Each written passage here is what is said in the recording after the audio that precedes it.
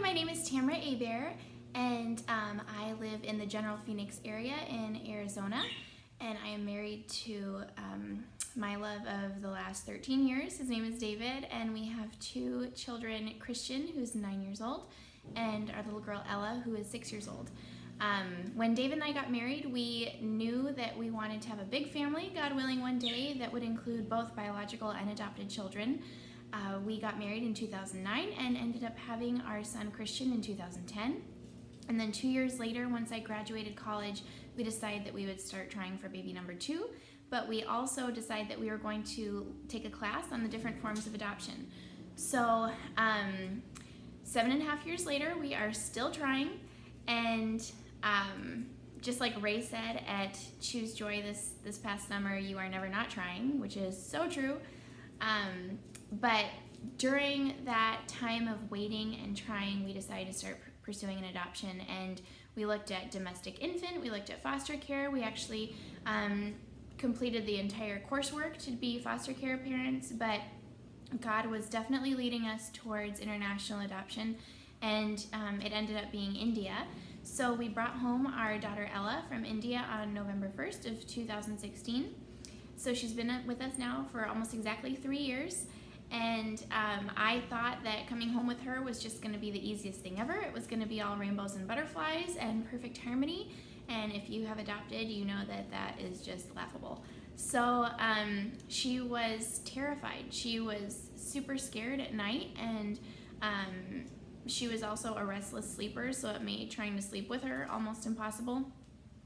She hated if I would just cross the threshold from one room into another, and it was just really trying. And in 2017, just a couple months after we got back from India, throughout the year of 2017, David had to leave for work a lot. So he was gone over 100 days in 2017, not consecutively, but on and off throughout the year, and it just totaled that. And it was exhausting and lonely, and I just had no idea how to give Ella grace, and I was really grasping at straws to try and figure out what grace looked like for me, being a newly adoptive mom with now 2 kids, and also struggling through secondary infertility and still, trying to figure out how to navigate that. And that was such a lonely road. And, during those years, I had friends that were just having babies left and right, and sometimes a second baby, and then sometimes a third baby. And it became pretty, interesting to see how many babies could be born from just one friend in the last 7 years. It was like, whoa, like, what is wrong with me, God? It was really looking at myself as less than human at times, because my body wasn't doing what God made it to do. And so, I went through surgery and just all these different things, and God was the one who opened my womb for Christian, and he was the one that closed it so that Ella could come home. But it was really hard to see that when my heart was just longing to experience pregnancy again.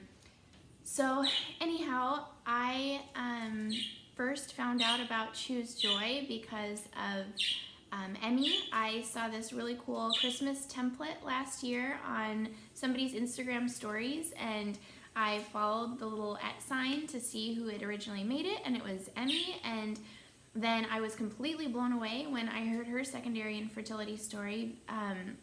And so then I found out through her about Choose Joy, and I was gifted the opportunity to go to Georgia this last summer, 2019, and it was just an awesome experience getting to hear other women who had walked a similar road. And even just the fact that I felt seen without having to say a word. I felt understood without having to explain myself. So that was really good, and I am super grateful to you guys for that and for putting that on and just blessing women like myself. So anyhow, you wanted me to mention past speaking experience. I haven't spoken a lot by any means publicly. I actually did just speak in Europe a few weeks ago. I'm a photographer, and I was asked to do an art exhibition in Europe, and so I did do a talk on the idea of identity. So I would love to share about being the identity of being a mother and what that means for us, and identity versus purpose and God's will for our lives as women. I would also love just to talk about grace and extending grace to those children that we've now been offered to parent, and grace to ourselves, grace to our spouses. So anyhow, thank you so much for listening to this and for giving me just a consideration, and most of all, thank you guys for all the work that you do for Choose Joy and now Choose Grace, and just giving the rest of us the opportunity to feel seen.